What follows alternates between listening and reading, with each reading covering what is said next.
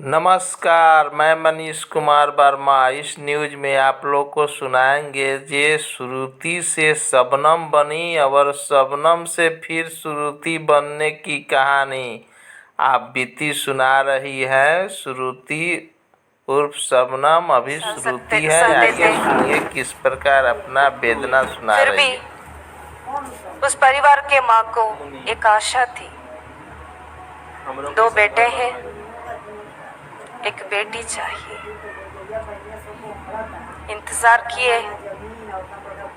11 साल के इंतजार के बाद उन्हें एक बेटी पैदा हुई, इकलौती बेटी। माँ बाप ने बहुत उम्मीद से प्यार, वात्सल्य सब देकर पाला पोसा। बहुत भरोसा था हमारे लड़की कभी भी हमारे संस्कृति से, हमारे परिवार से, हमसे कभी भी दूर नहीं जाएगी। बहुत उम्मीद थी। भाइयों को भी बहन के बारे में बहुत जागरूकता थी, बहन के लिए बहुत अधिक प्यार भी थी। ब्राह्मण फैमिली होने के नाते अधिक से अधिक रिचुअल्स वगैरह पार्टिसिपेट करती थी वो लड़की बचपन में।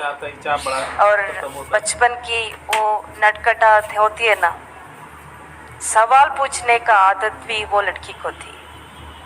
गांव वाले माँ बाप हैं, जो सवाल वो लड़की पूछती है उसके लिए जवाब देना थोड़ा मुश्किल का काम था, क्योंकि ये मानव जन्म के बारे में, क्यों मानव पैदा होते हैं और इसका अर्थ क्या होती है, ऐसे ऐसे सवाल पूछेंगे तो गांव वाले लोग हैं क्या जवाब दें।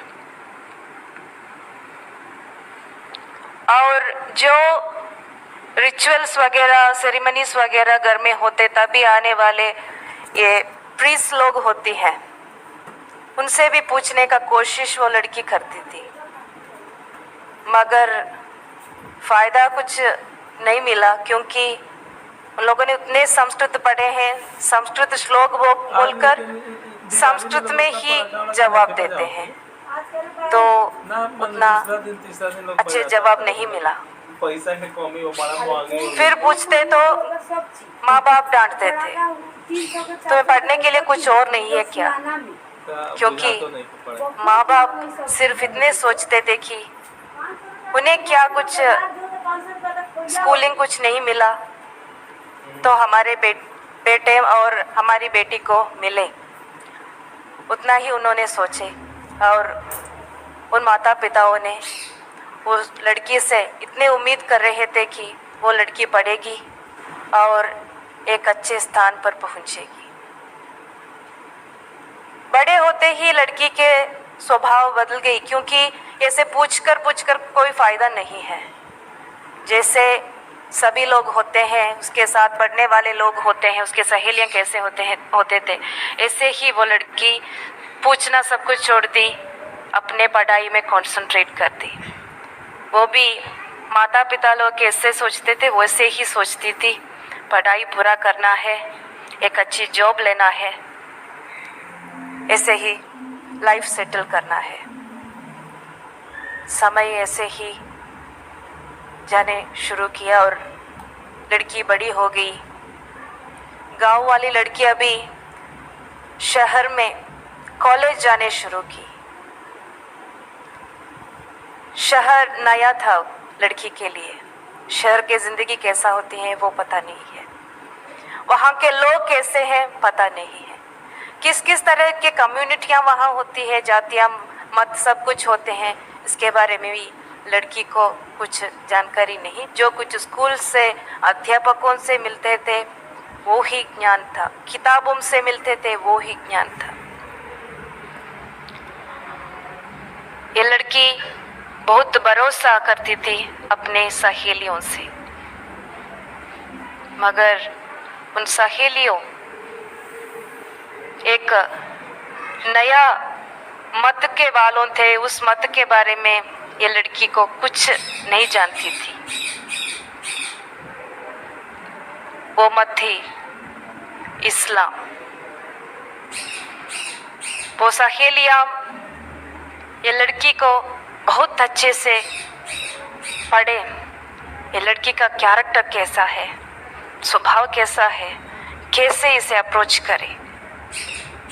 जो सवाल अपने माता पिताओं से और भाइयों से, बड़े लोगों से ये लड़की पूछती थी, वो ही सवाल अभी अपने सहेलियां पूछ रहे हैं। मेरे पास जवाब नहीं है, वो लड़की ऐसे सोचने लगी, क्या जवाब दूं, मेरे पास कुछ भी नहीं है। जो सवाल बचपन में ही पूछी थी मगर जवाब नहीं मुझे मिला, मैं कैसे जवाब दूं। फिर उस लड़की सोची, इन सब सवालों को आंसर देकर क्या होने वाले हैं, मैं यहाँ आई हूँ पढ़ने के लिए। इसलिए पढ़ाई कंटिन्यू करते करते ही ये सहेलियां उस लड़की को छोड़े नहीं, सवाल पूछना कंटिन्यू करें। और जब ये लड़की उन्हें अवॉइड करते करते भी फिर भी जो सवाल उन सहेलियों पूछते वो सवाल सब कुछ मन में हॉन्ट करने शुरू किए। लड़की कब डर लगने लगी उस लड़की को। सवाल पूछने का तरीका बदल गई, विमर्श तक बदल गई। वो लड़की के जब सहेलियों को पता चल गया ये लड़की को अपने मातृ धर्म के बारे में कुछ नहीं जानती है और दूसरों के बारे में भी कुछ नहीं जानती है, तभी सहेलियों स्लोली क्या किए, उस लड़की के धर्म के बारे में बहुत नीच रीति में विमर्श करने शुरू किए। तुम्हारी मत ऐसा है, तुम इस तरह के मत में पैदा हुई हो, तुम्हारे मत में देवता संकल्प ऐसा है वैसा है बोलकर उससे शर्मिंदा करने के लिए बहुत कोशिश की है। और उस कोशिश में सहेलियां जीत गए। वो लड़की उतने शर्मती थी, हिंदू बोलने में भी, उसकी मातृ धर्म हिंदू बोलने में भी वो लड़की शर्मती थी। उस लड़की की वो वॉकम होती है ब्रेन में, अच्छी तरह में यूटिलाइज करने शुरू किए इन सहेलियों। बहुत अच्छी तरीके में अपने मत के बारे में इंजेक्ट करने शुरू किए, अपने मत की आशय इंजेक्ट करने शुरू किए इन लड़की के ब्रेन पर। बार बार इसे सुनते फिर उस लड़की को पम्फलेट देना, स्पीचेस के सीडीज ऑन यूट्यूब लिंक्स वगैरह देना, ऐसे करके ब्रेन वॉशिंग बहुत चालू रहे। वो लड़की भी नहीं जानती थी उसका ब्रेन वॉशिंग हो रहा था। वो लड़की इस्लाम सही है सोचने शुरू की, क्योंकि अपने मातृ धर्म के बारे में पढ़ने के लिए बचपन से कोशिश कर रही है, जानने के लिए बचपन से वो लड़की कोशिश कर रही है, मगर कोई व्यवस्था उसे नहीं मिला, कोई भी उसे सीखने वाले लोग भी नहीं था।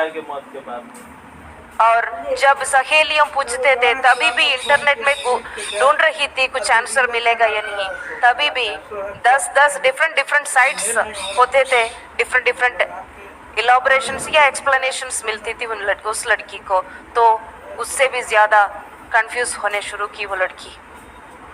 और फिर ये सहेलियों के ऊपर जो भरोसा वो लड़की को था, वो भरोसे में सहेलियों को सुनने शुरू किए। तो ये ब्रेन वॉशिंग बहुत एक्टिव हो गया और उतना ब्रेन वॉशिंग हो रहा था कि एडिक्शन होने शुरू की इन मत के विषय में।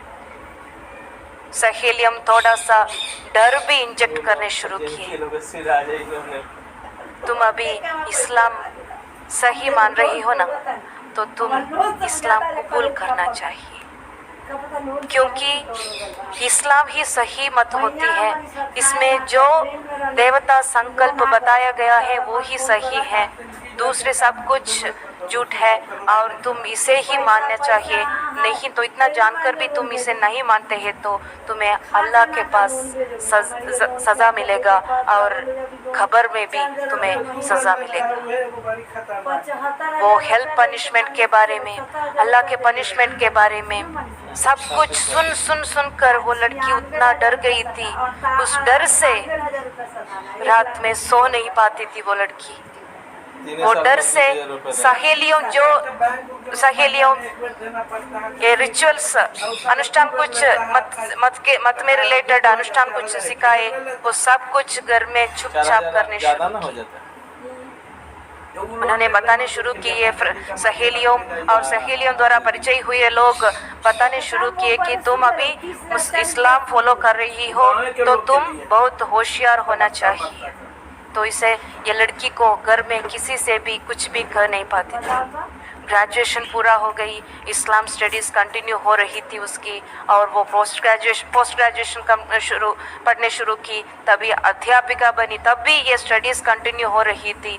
और फिर ये इस्लाम स्टडीज़ के, ये इस्लाम के प्रभाव से, उन सहेलियों के प्रभाव से इतनी मतभ्रांति होकर ये लड़की अपनी टीचिंग प्रोफेशन छोड़ दी और अकेले घर में अपने कमरे में ही रुकने शुरू की। नमाज करती, रोज़ा लेती, सब कुछ करती थी। डर रही थी, उतनी डरती, अगर अपने बाप से बात करेंगे, भाइयों से बात करेंगे तो अल्लाह से पनिशमेंट मिलेगा या नरक से पनिशमेंट मिलेगा, क्योंकि वो लड़की की माँ बाप और भाइयों काफिर लोग हैं, ऐसे सिखाए गए थे। इस मत के किताबें और इस मत के फॉलो से लड़की के सहेलियाँ और उसकी सहयोगियों भी। एक दिन इस मतभ्रांति से वो लड़की क्या किया आपको पता है? अभी आप उस लड़की के माँ के स्थान पर जरा आपको ही प्रतिष्ठा करके जरा इमेजिन करना चाहिए। एक दिन जब पड़ोस के एक आसपास के एक मस्जिद से अजान आ रही थी, वो लड़की सुनने के लिए कंसंट्रेट करके सुनने के लिए देख रही थी, तभी उस लड़की की माँ 11 साल तक इंतजार करके इकलौती बेटी को मिला था, और वो लड़की ने प्यार वात्सल्य सब कुछ देखकर पाला पोसा था उन्होंने। वो लड़की की पसंदी खाना तैयारी करके, बेटा तुम्हारे लिए लाई हूँ, खाओ करके आई थी। तभी वो लड़की बोली, मुझे नहीं चाहिए। जानबूझ के छोड़ दे। माँ बोली, क्यों बेटा, तुम्हें इतना पसंद है ना, खाओ, मैं तुम्हारे लिए ही तैयारी की हूँ। वो लड़की बोली, मैं कहा ना आपसे मुझे नहीं चाहिए बोलकर, जो गोद में, जो पेट में 9 महीने वो लड़की रहा था, उसी पेट में मार कर से दूर कर दिया। पापुआ को बुला ले अगर उस लड़की के माँ आप होते, आपको कैसा एहसास होता? और यहाँ आए हुए बहने, जरा सोचिए, आपका ब्रेन इतना ब्रेन वॉश हो चुका था तो कैसा होता है? पढ़ी लिखी लड़की अध्यापिका थी, फिर भी उसके हाथ से ये पाप हुआ। फिर ये लड़की को घर में रुकना उतना कष्ट की विषय था, खाना छोड़ दी, क्योंकि काफिर लोग तैयारी किए गए खाना है। पिताजी काफिर है, भाइयों काफिर है, उन लोगों से बात करना उतना कष्ट का विषय था। क्या करना चाहिए मुझे, डर लग रही है मुझे, ऐसे बोलते सहेलियों से एडवाइस मांगी। तभी सहेलियों द्वारा परिचय हुए इस्लाम मत के लोग ऐसे उपदेश दिए, तुम लीगली कन्वर्ट होना चाहिए, क्योंकि तुम जो नमाज कर रही हो, तुम जो प्रार्थना कर रही हो, अल्लाह के सामने वो एक्सेप्ट नहीं हो जाएगा। तुम बुर्का पहनना चाहिए, तुम हिजाब पहनना चाहिए। इस सोसाइटी में ऐसा जीना है तो तुम लीगली कन्वर्ट होना चाहिए। और कुछ लीगल कन्वर्शन करने वाले जगहों के बारे में इंफॉर्मेशन भी उस लड़की को दी है। ये लड़की अचानक एक दिन घर में झूठ बोलकर, क्योंकि सहेलियों ऐसे ही उपदेश दिए थे, झूठ बोलकर घर से निकली।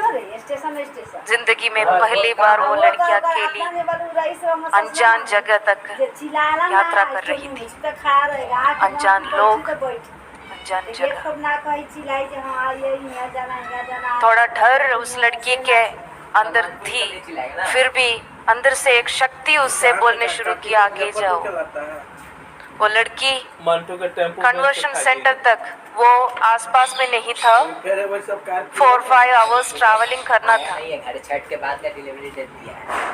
ट्रेन टिकट सब कुछ लेकर अपने सहेलियों को कॉल कर दी और बोली, मैं घर से निकली हूँ, अल्लाह के दीन मुझे चाहिए और मैं जा रही हूँ।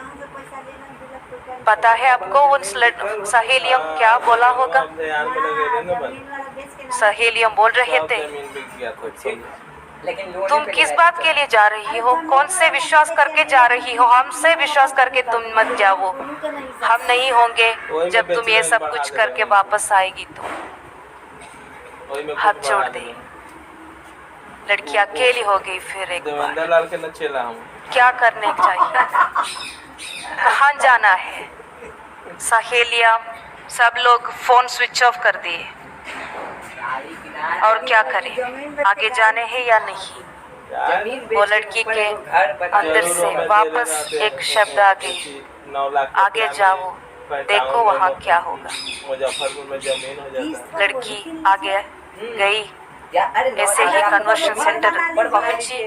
वहाँ के कन्वर्शन सब कुछ प्रोसेस सब कुछ हुआ और वहाँ से क्लासेस मिलते मिलते पहले से भी ज्यादा इस्लाम कट्टरपंथी बन गई और इतना ब्रेन वॉश हुआ कि वो एक जिहादिन ही बन गई। अगर वो लड़की ऐसा सोच रहा था, अगर मरने से पहले, जान जाने से पहले मिनिमम 10 लोगों को कन्वर्ट करना ही चाहिए मुझे। और इस भारत से ये काफिर लोगों का जगह है, जैसे वहाँ के टीचिंग, ये काफिर लोगों के राष्ट्र से दूर वहाँ मोहम्मद पैदा हुए थे और अभी सो रहे हैं, वहाँ जाना है। ऐसा सोच आ गया। तभी घर वालों को पता चल गया कि लड़की झूठ बोलकर कई जगह गई है। कहाँ गई है पता नहीं। माँ बेहोश हो गई। पिताजी क्या करना चाहिए, इकलौती बेटी है, कहाँ गई होगी? सब जगह ढूंढे, पुलिस के मदद लिए। घर वालों नहीं देख रहे थे जो बदलाव लड़की के पास हो रही थी, मगर उस गांव के कई कुछ लोग ऑब्जर्व कर रहा था। इस लड़की के वेशभूषा सब कुछ बदल रही है। अचानक से वो लड़की काम करना छोड़ती है और सब लोगों से बात करना छोड़ती है, बिंदी नहीं लगाती है और मंदिर नहीं जाती है। ऐसा बदलाव सब कुछ देख रहे हैं। वो गांव वाले लोग पुलिस को इन्फॉर्म किए, ऐसा एक सूचना दिए और पुलिस के मदद से माँ बाप ने उस कन्वर्शन सेंटर तक आए और वहाँ से बहुत मुश्किल से, क्योंकि उन लोगों ने उन लड़की को और वो लड़की वो मत को भी छोड़ने वाले नहीं थे, फिर भी वो लड़की को वहाँ से निकाल कर वापस लाए। मैन मिसिंग है ना, मजिस्ट्रेट के सामने सरेंडर करने थे। जब भी कोर्ट में मजिस्ट्रेट के सामने जाते ही वो लड़की की माँ उस लड़की के हाथ पकड़ रही थी। इतने दूर करके भी, इतने मार कर भी उस लड़की के मन के अंदर कहीं एक जगह में थोड़ा सा ममता बाकी थी। वो ईश्वर की भलाई होगी। वो लड़की सोची अगर यहाँ मैं अभी जाना ही बोलेगी तो 2 जान यहाँ से जाएगा। चार्ज कम बिजली करावे 1000 क्योंकि बाहर पिताजी एक हाथ में 100 रुपया कराते हैं, पॉइजन बोतल पकड़कर रुके थे। तो वो लड़की बोली 2 दिन के लिए, क्योंकि घर वालों को कन्विंस करना है, इसलिए 2 दिन के लिए माता पिताओं के साथ जाती हूँ, फिर मुझे वापस वहाँ कन्वर्शन सेंटर में ही जाना है, मुझे इस्लाम पढ़ना है, मैं इस्लाम की जैसे जीना चाहती हूँ। ऐसे 2 दिन माँ बाप को मिला है अपने बच्ची को बचाने के लिए। 11 साल इंतजार करके मेरी बेटी एजेंट का भी ऐसी हो जाएगा ना। इतने उम्र तक इतने प्यार से, इतने उम्मीदों से और शिक्षा देकर, सब कुछ देकर पाला पोसा, अभी वो लड़की 2 दिन के चांस दे रही है अब हमें। ऐसे सोच रहे थे वो माता पिता। लेकर गए, तभी ही लेकर गए, वहाँ गए, यहाँ गए, सब जगह गए। एस्ट्रोलॉजर के पास गए, नेटिव हीलर के पास गए, कहीं कुछ ब्लैक मैजिक हुआ था ऐसे सोचकर, मगर हम भी एक सॉल्यूशन नहीं मिला। उनको चाहिए था अपने बेटी को इस्लाम से वापस हिंदू धर्म तक लाना, मगर कहाँ भी उनके लिए जवाब नहीं मिला, कहाँ भी उनके लिए सॉल्यूशन नहीं मिला। कई लोग ऐसे एडवाइस किए। एर्नाकुलम के, केरल के एर्नाकुलम में एक आश्रम है। उस आश्रम के आचार्य बहुत महान है, उतने ज्ञानी है, उनके पास हजारों लोग ऐसे आए हैं और उन लोगों को वापस हिंदू धर्म तक लाए हैं। ये सुनते सुनते वो लड़की के मन में आ गई, यहाँ खत्म होने चाहिए ये हिंदू मत के ओर लाने का कोशिश। उन आचार्य जी को ही मतांतर करके, उनके शिष्यों को मतांतर करके घर वालों को आसानी से मतांतर करे, ये लड़की ऐसे सोच रही थी। माँ बाप ने उस लड़की को आर्ष विद्या समाजम नाम से वो आश्रम तक लेकर गए। वहाँ के आचार्य श्री KR मनोज जी के सामने लाए। आचार्य जी के सामने वो लड़की इतनी अहंकार से बात कर रही थी कि जब आचार्य जी उस लड़की से बोली, नाम बोलकर बोली बैठो बेटा, तभी बोली मेरा नाम वो नहीं है, मेरा नाम रहमत है, ऐसे ही पुकारना चाहिए। और मुझे आपके वेद, उपनिषद, भगवत गीता कुछ भी नहीं सुनना है। मैं कुरान में विश्वास करने वाली हूँ, मैं मोहम्मद को फॉलो करने वाली हूँ और हदीस सुनना चाहती हूँ और उसके ऊपर ही चर्चा होगी, बात करते हैं तो इससे करके बात की। जो ज्ञानी है, ज्ञान की कुंभ है, वो आचार्य जी कैसे उत्तर जवाब दिए होंगे। अब सोचिए, मुस्कुराहट से बोले कोई भी हो बैठो, आप रुक कर कैसे बात कर सकते हैं। और आपको आप इतनी पढ़ी लिखी हो, टीचर थे और इतने बच्चों को सिखाए हो, बैठो, बैठकर बात करें। ऐसे डिबेट शुरू हो गई। जो मत में वो लड़की विश्वास कर रही थी, जो मत की ग्रंथ में वो लड़की इतनी भरोसा रखी थी, इतनी एडमेंट थी, उसी किताब में लिखे गए देवता बोलने वाले वचनों को ही आगे रखकर आचार्य जी उस लड़की को समझाए कि ये सही मत है या गलत मत।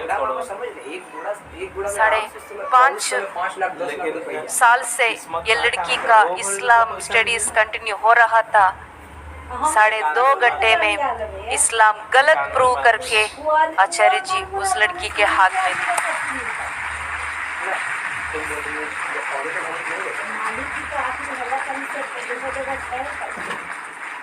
कथा अभी भी बाकी है। वो भी सुनने चाहिए। अभी वो लड़की इस्लाम से नीचे आई है, मगर अभी भी वो लड़की हिंदू नहीं बनी है। वो लड़की पूछी, वो लड़की आचार्य जी से पूछा कि अगर ये गलत है तो सही क्या है, सही ईश्वर दर्शन क्या होती है, मुझे जानना चाहिए। आपकी हिंदू धर्म सही है बोल रही हो आप, इसमें ऐसा है ना वैसा है ना, जो विमर्श जो उनकी सहेलियों पूछ रहे थे सब कुछ एक बाय एक वो बोलने शुरू किए। तब भी आचार्य जी मुस्कुराहट से बोली, आपके सब सवाल के लिए हमारे पास जवाब है, मगर आप यहाँ रुककर यहाँ के सनातन धर्म के सिस्टमैटिक स्टडी आप सीखने चाहिए। तभी वो लड़की को हंसी आ गई। पता है क्यों? वो लड़की पहले बार जिंदगी में सुन रही थी सनातन धर्म नाम।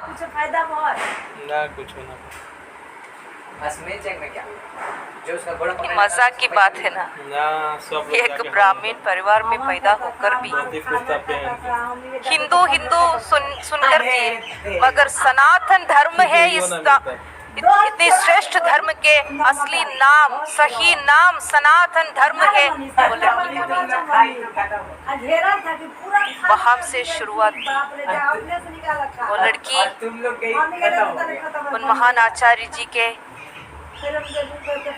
पास से सनातन धर्म की बाल पाठ बेसिक्स सब कुछ पढ़ने शुरू की, और फिर कितने महत्वपूर्ण शास्त्र छोड़कर, इतनी महत्वपूर्ण दर्शन छोड़कर, अपने महान ईश्वर को छोड़कर, गुरु परंपराओं को छोड़कर इतनी गंदगी मत के ओर जा रही थी। इस मत के लिए जो परिवार के सब इतनी गंदगी काम कर रही थी, वो सोच कर आगे क्या करना है सोच रही थी। जब उन आचार्य जी उस लड़की को एक उपदेश दिया, सनातन धर्म की सही तरह की पढ़ाई की कम आप जैसे बेटियों और बेटों को इस हालत में ला रहे हैं, तो आप दुखी ना हो जाओ।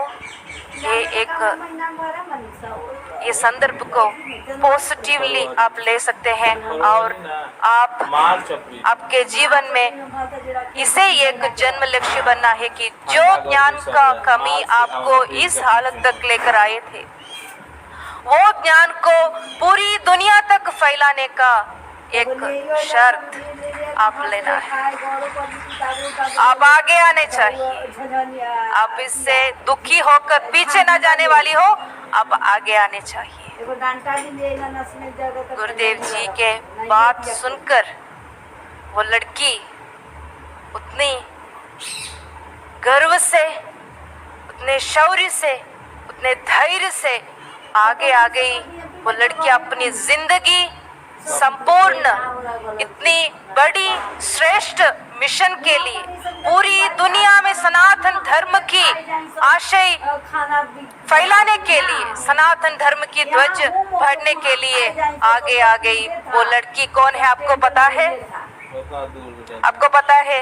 वो लड़की आपके सामने रुककर अभी बात कर रही है, वो मैं ही हूँ।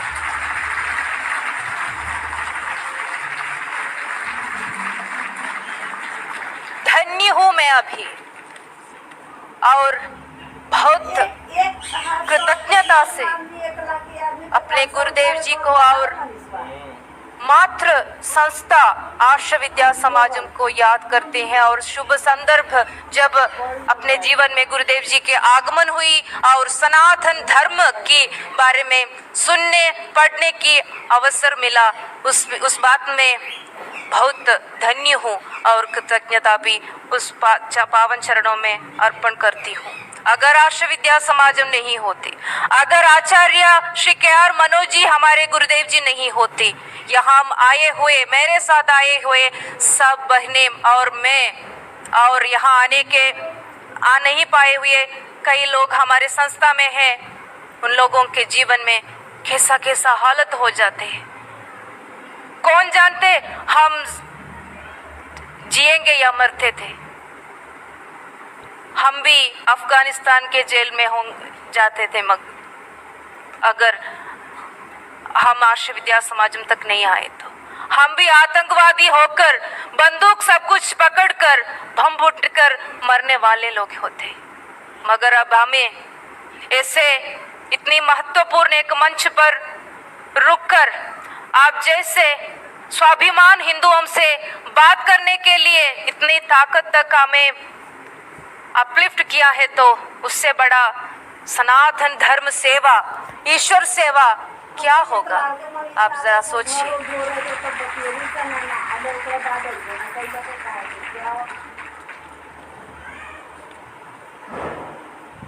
मेरे मतांतरण के तरीके और मतांतरण के जाल में फंसने वाले व्यक्ति की क्या स्थिति होती है और कैसे गुरुदेव जी और आर्ष विद्या समाजम ने मुझे वापस हिंदू धर्म तक लेकर आए, ये सब विस्तृत रूप में लिखी हूँ एक किताब में। असली इसका ओरिजिनल वर्जन मलयालम में है, ഒരു പരാവർത്തനത്തിന്റെ कथा नाम से, और इसका अंग्रेजी अनुवाद हुआ है स्टोरी ऑफ अ रिवर्शन, और मराठी में भी आपको पढ़ सकते हैं, अवेलेबल है कथा एका प्रत्यावर्तनाची। और यहाँ हम मेरे किताबों के साथ मेरी बहन शांति कृष्णा जी के रीबॉर्न, जो क्रिश्चियनिटी के ओर जाने वाली थी, आचार्य जी के और वक्त पर जो कुछ उपदेश, उस आदेश उपदेश सब कुछ, मार्गनिर्देशन सब कुछ शांति कृष्णा जी को मिली और वो भी घर वापसी हो गई। हम हमारे ये किताबें और हमारे अनुभव सब कुछ आपके सामने साझा कर रहे हैं, क्योंकि हम आपको बताने चाहते हैं इस मतांतर की गंभीरता कितना है। बाकी सब समस्याओं के लिए हमारे समाज में सॉल्यूशन है, सॉल्यूशन ढूंढने के लिए लोग हैं, सॉल्यूशन ढूंढकर उसे एग्जीक्यूट करने के लिए भी लोग हैं। मगर कल के पीढ़ियां हिंदू होकर स्वाभिमान से जीना चाहिए, तो आजकल के कल के पीढ़ियों के लिए उतने चिंतित होकर कितने कष्टता सहन कर हम जीते हैं, मेहनत करते हैं। हमारे आगे आने वाले पीढ़ियों सुरक्षित होना चाहिए, तो हिंदू बोलकर स्वाभिमान से जीना चाहिए, तो क्या करना चाहिए? इसके बारे में सोचने के लिए, काम करने के लिए, एक शाश्वत परिहार लाने के लिए हमारे समाज में कौन है? इसके लिए एक इलाज नहीं है क्या? इसे सवाल पूछते पूछते कितना सालों हम गुजर गए, हमें गुजर गए। अभी हम बोलते हैं, हम हमारे अनुभव और हमारे कष्ट सब कुछ आपके सामने रखकर हम ये बोलने चाहते हैं कि इस व्याधि के लिए, ये डिसीज के लिए एक इलाज है। और आर्ष विद्या समाजम और आचार्य गुरुदेव, हमारे गुरुदेव जी एक योजना तैयारी किए गए हैं, और उस योजना से हमारे सनातन धर्म अभी फेस करने वाले सभी प्रॉब्लम के लिए शाश्वत सॉल्यूशन होगा। ये एक दिवा स्वप्न नहीं है। नहीं काम करेगा, जाना पड़ेगा। कैसे हम बोल सकते हैं कि हम सब काम ला जिसको जरूरत इसके है उसको काम उदाहरण है, एग्जाम्पल्स है। ऐसे सुख सोबत हम सब लोग, ताकि आर्ष विद्या समाजम द्वारा हिंदू धर्म वापस आए। 8,000 से ज्यादा लोग आर्ष विद्या समाजम तक आते, हम हिंदू स्वाभिमान होकर आए नहीं थे। हिंदू सुनते, हिंदुओं को देखते, मंदिरों को देखते, नफरत से, हेट्रेड से वहां आए थे, विद्वेष मनोभाव से आए थे। हिंदू धर्म को नाश करने के लिए, हिंदुओं को नाश करने के लिए, यानी हिंदुओं को बलात्कार से या किसी तरीके में इस्लाम लेकर जाना है, इस कोशिश में थे हम। उतने आतंकवादी मनोभाव, उतनी टेररिस्ट मनोभाव हमारे ब्रेन में घुसे थे और वहां से हमें श्रेष्ठ सनातन धर्म तक लेकर आए थे इस योजना से ही। तो इट इज प्रूवन। तो आपको एक विषय के ओर आपके अटेंशन लाने चाहती हूँ।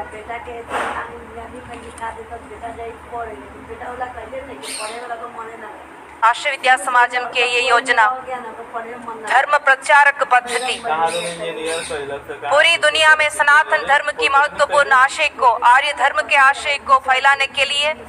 और जब आचार्य जी बात किए थे आपसे, तभी आपसे बोले हैं 6 तरीके के ब्रेन वॉशिंग हमारे समाज में है। उस 6 तरीके के ब्रेन वॉशिंग स्ट्रैटेजी को हटाकर, उसी बुरी आशयों को हटाकर हमारे सनातन धर्म सारे और पहुंचाने की, सनातन धर्म की 5 महाकर्तव्यों को पालन करने के लिए हमें भी धर्म प्रचारकों का आवश्यकता है। आपको पता है क्रिश्चियनिटी में कैथोलिक्स के बीच में ही 40 लाख मिशनरीज हैं। Well trained, well organised 40 lakh missionaries. Islam community भी कमी नहीं है। इस्लाम में भी एक परिवार में एक आदमी, एक बच्ची, एक बेटा, कोई भी हो, मत शिक्षण के लिए जा रही है और मत कार्य के लिए जा रहे हैं, तो वो महत्वपूर्ण कार्य समझकर भेजते हैं, छोड़ते हैं। मगर हम हिंदुओं, हम सनातन धर्मियों का हालत कैसा है? हम बैठे हैं हमारे लोगों को दूसरे मतों को रिक्रूट करने के लिए, टेररिस्ट ग्रुप के ओर रिक्रूट करने के लिए लोगों को देने के लिए हम बैठे हैं। ये हालत फिर भी कंटिन्यू होना चाहिए।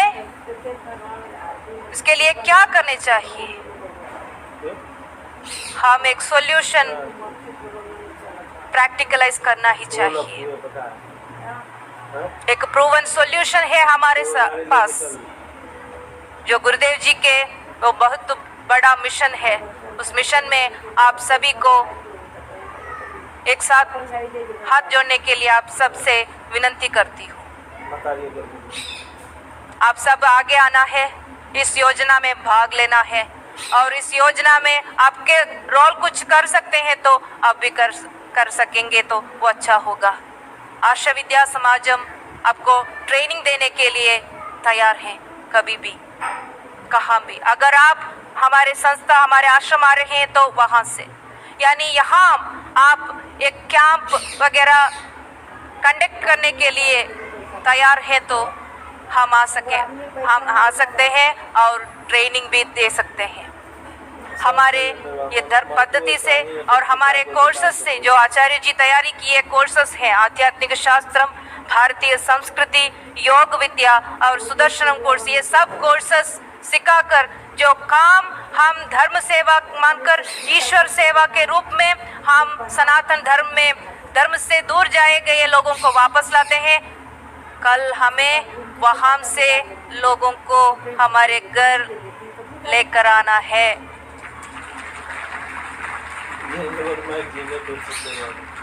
उसके लिए भी ताकत होना चाहिए, तो हम ये कोर्सेस सीखना ज़रूरी है। ये हमारे अनुभव से हम सीखे हैं और आप सभी से एक बार और विनती करती हूँ इसमें भाग लेने के लिए। आपके राय बता सकते हैं या आपको नहीं इसमें कुछ रोल नहीं ले सकते हैं तो आप ऐसे मदद कर सकते हैं। अपने सब कुछ, एज, स्किल, एनर्जी, सब कुछ धर्म प्रचार के लिए स्पेयर करने के लिए तैयारी हुई है। कई लोग ऐसे आ रहे हैं तो उनके लिए उनको स्पॉन्सर करके भी आप मदद कर सकते हैं। आप इस योजना के एक पार्ट हो सकते हैं, यानी स्पॉन्सर्स को ढूंढने के लिए मदद कर सकते हैं। आपको पता है सेमेटिक मतों इतने बड़े हैं, पूरी दुनिया में 100 से ज़्यादा देशों में ईसाई मत फैला गया है।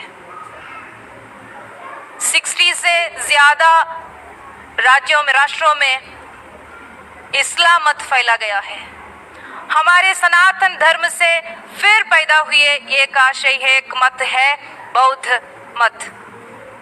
बौद्ध मत भी 14 से ज्यादा राज्यों में, राष्ट्रों में फैला गया है। कैसे? सुसज्ज, वेल ट्रेन्ड मिशनरी सिस्टम से।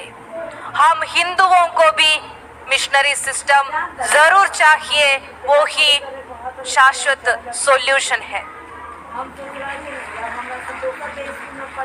और इस मिशनरियों के लिए इन मतों में ऐसे एक संविधान, ऐसा एक सिस्टम है कि इस्लाम मत में उन मत के एक शर्त ऐसा है कि अपने आय के 20% से 20% तक मत कार्य के लिए स्पेयर करना ही जरूर है। हम हिंदुओं, हम सनातन धर्मियों, धर्म के संरक्षण के लिए, धर्म सेवा के लिए कितने हम मेहनत करते हैं, आप जरा सोचिए। तो ये शाश्वत सॉल्यूशन ऐसे होना चाहिए, मिशनरी सिस्टम ही लाना चाहिए। सालों पहले स्वामी विवेकानंद जी ही बताए गए थे।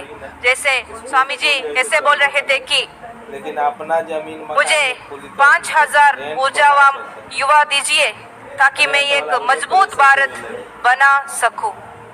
आपके सामने आधुनिक स्वामी विवेकानंद बैठे हैं और उन्होंने आप सभी से ऐसा एक आह्वान और विनती भी कर रहे हैं, मुझे धर्म प्रचारक बनने के इच्छुक 1000 लोग मिल जाए तो 5 साल में सनातन धर्म को पूरी दुनिया में फैलाने का काम करेंगे। आपका नौकरी हो गया, प्रमोशन अकेले हो गया। नहीं, हम एक साथ होकर काम करेंगे, ऐसे बोल रहे हैं आचार्य जी। और इस कार्य के लिए, इस योजना में भाग लेने के लिए एक बार और आपसे विनती करके, यहाँ बैठने वालों से एक और विनती है, आप सिर्फ इतनी दुख भरी कहानियां सुनकर यहाँ से जाने वाले लोग नहीं होना चाहिए। और तालियां बजाकर आप घर वापसी हो गए ना, महत्वपूर्ण कार्य है बोलकर अप्रिशिएट करके तालियां बजाकर जाने वाले लोग भी होना नहीं चाहिए। हम चाहते हैं हम यहाँ आए हुए लोग और हम आर्ष विद्या समाज सब जोड़कर एक साथ होकर इस महत्वपूर्ण मिशन को पूरा करें और अपने धरती, हमारे मातृ राष्ट्र, हमारे भारतांबा और हमारे मातृ धर्म सनातन धर्म के संरक्षण, हमारे ईश्वर सेवा, महत्वपूर्ण ईश्वर सेवा करने के लिए आगे आने चाहिए। आपको विनती करती हूँ और मेरे बात यहाँ समाप्त करती हूँ। एक बार मेरे साथ बोल सकते हैं, हर हर हर हर। इस मुंह से एक पाप में मुझसे हुआ था एक बार जिंदगी में। हमारे गांव के मंदिर में एक बार गई थी जब इस्लाम मेरे ब्रेन उतना पकड़ गई थी। उस वक्त माता पिताओं के जबरदस्ती से, फोर्स करने से मंदिर जाकर वहाँ के यार्ड पर वहाँ के मूर्ति को देखकर गालियां दी गई। वो मंदिर है श्री महालिंगेश्वर का। वहाँ के शिवलिंग को देखकर गालियां दी थी और वहाँ के यार्ड में स्पिट भी किए थे क्योंकि वहाँ शैतान बैठे हैं समझकर।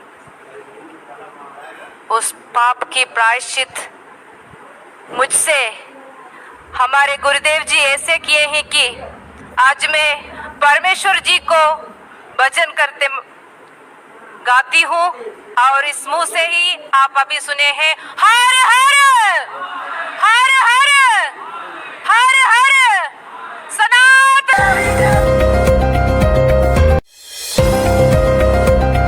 बढ़ाने के लिए MSJP न्यूज एक बार अवश्य देखे, अपना राय कमेंट बॉक्स पर अवश्य भेजे। जय हिंद, भारत माता की जय।